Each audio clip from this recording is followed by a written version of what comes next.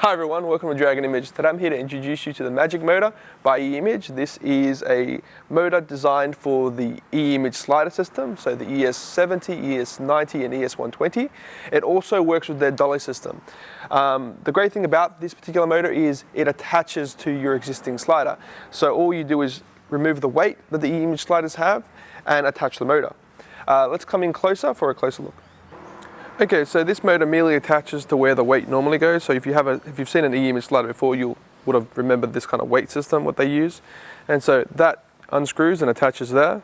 And then with two screws, you attach that to the main body of the slider itself.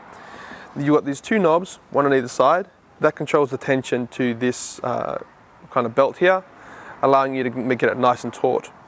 The motor itself takes a V-Lock battery, which you've attached here on the side. And you've got a little knob on top, which can control manually the sliding motion. So with the app, all you need to do is pair the device to your phone using Bluetooth.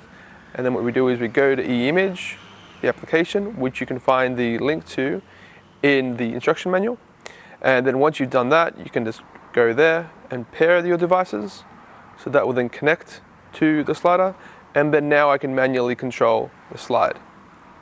One thing you want to do if you're going to be doing anything but manual is you just want to go to the ends of your slide and then hit your limits. So you've got end B and go to the other side, and once that gets all the way to the other side, then you'll hit beginning A. So what that means is that now sets your limits to the slider. So if you only wanted to use half of it, you could actually set it only halfway like I've done here. Okay, then you've got motion. So in this particular case, I can go from point A to point B. And a time factor of 30 seconds with an acceleration of 50%. What the acceleration does is it just means that it will ramp up to its speed. The other thing you can do is you can loop it. So you can have it go back and forth, limitless. We actually ran this for about 3 days off a 160 V-Lock battery, and it just kept going back and forth on these particular settings. The other thing is you've got time lapse. So in the time lapse, very similar to the other settings, you just have to go through and set your parameters. So with the end time and end date, so instead of setting it, for instance, for a couple of hours, you actually set the time you want it to finish, and it will go there according to your phone's information. Then you've got stop motion, which is very similar to a standard time lapse, where you just go move, exposure, frame, move, exposure, frame, etc., etc.